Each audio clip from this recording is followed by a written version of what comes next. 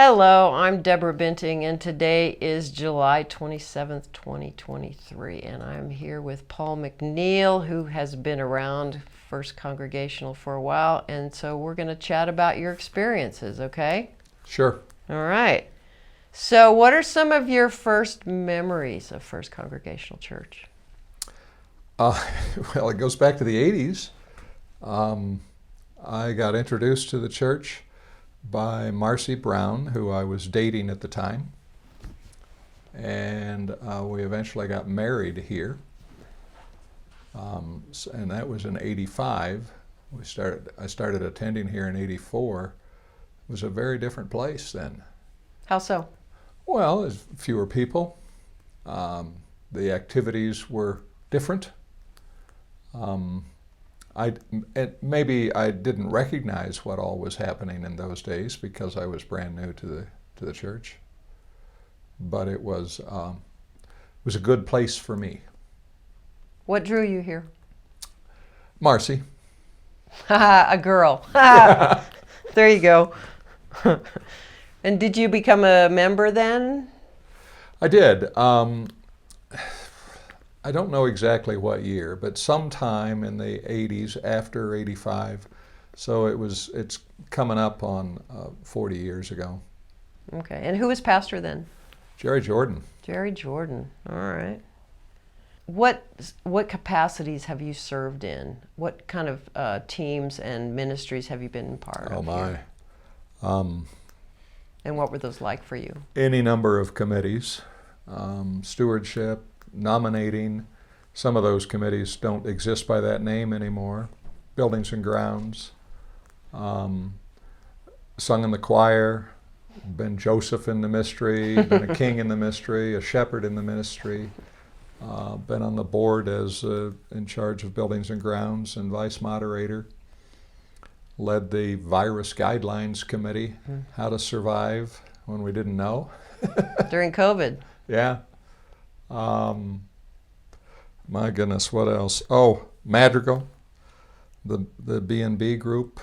Softball, we used to have 2 softball teams. No kidding. Yeah.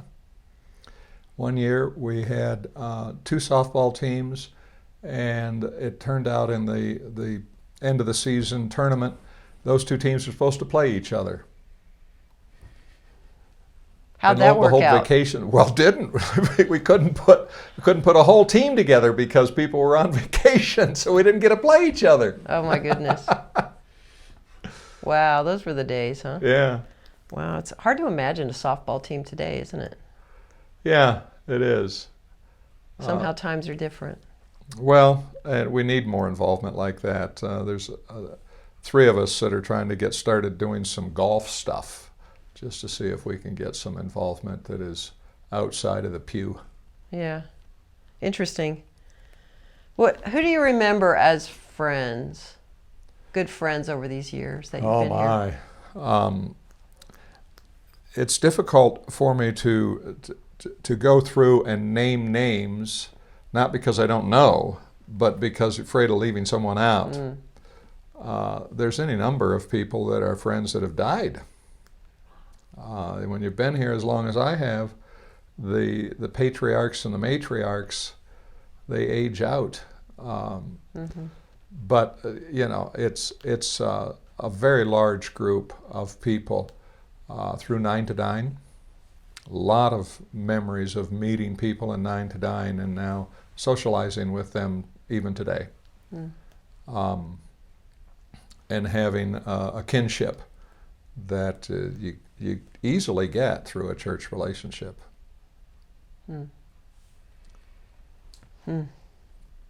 What do you value most about this church community? Its direction toward justice.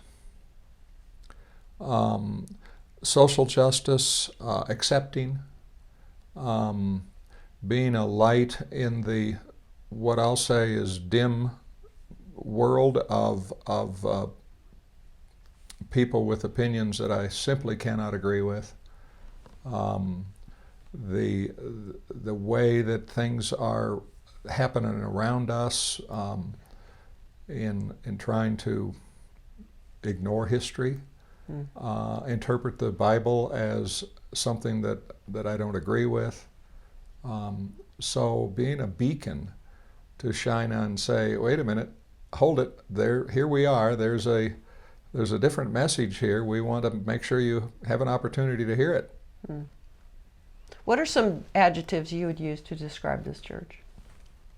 Accepting, busy, caring, my kind of Christianity. Which is?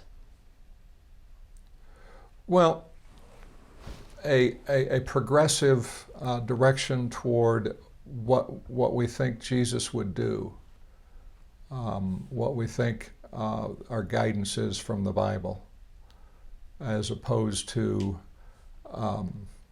I believe there's a lot of modern manufactured directions that people who on their own decided, well, I'll preach it this way.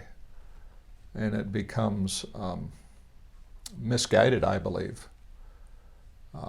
So the business of, if you can come here and try to espouse that direction, you probably will leave on your own, but people will listen and have a conversation, a debate.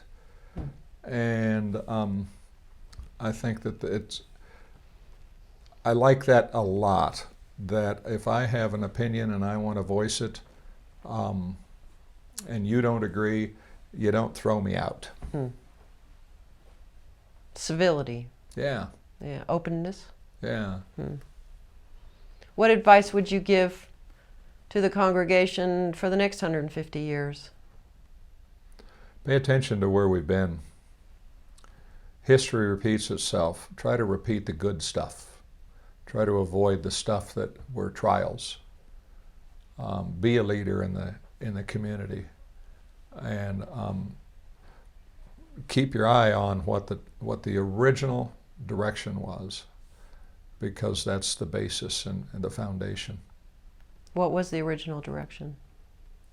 Well, it was, to my understanding. Now, I'm not the historian, but the idea of accepting, of providing a message that included educated thought, logic, and progressive ideas, leading in areas that others didn't want to lead in.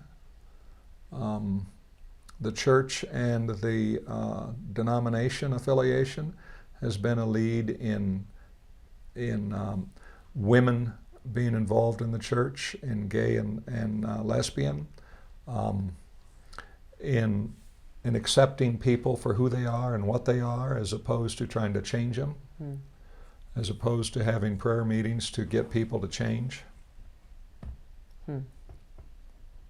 Wow, well said. Any other memories that come to mind that you'd like to share? I'm sure you have a million of them. Well, yeah, probably. I remember one time I was newly on the Buildings and Grounds Committee, and our minister was the new, fresh, driven Jim White. And he hadn't been here a year yet, so he was still in the process of attending every meeting to find out who and what, which was a good idea. And he came to our meeting for Buildings and Grounds, and he said, I have some ideas I want you to consider.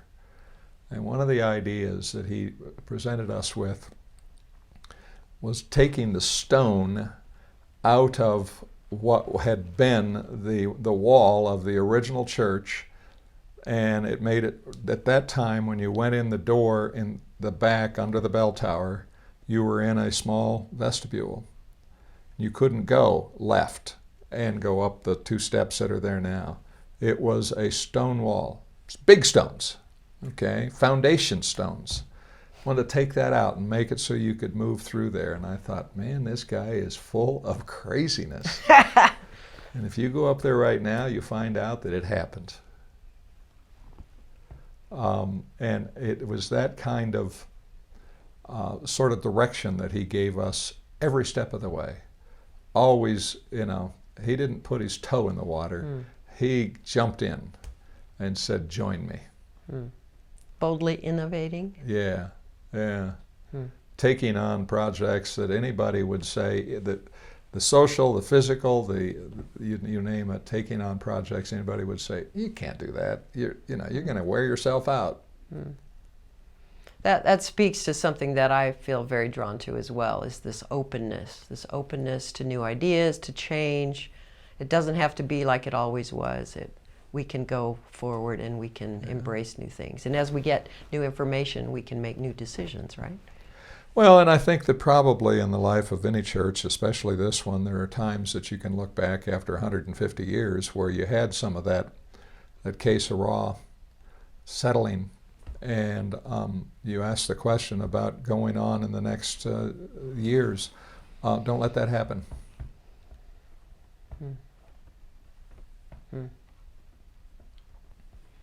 Anything else you'd like to say, a memory or a point or answer to a question I didn't ask? At the moment, I don't think of anything. It has been a wonderful cycle of things for me here. Some of them have been very enjoyable, and some of them not.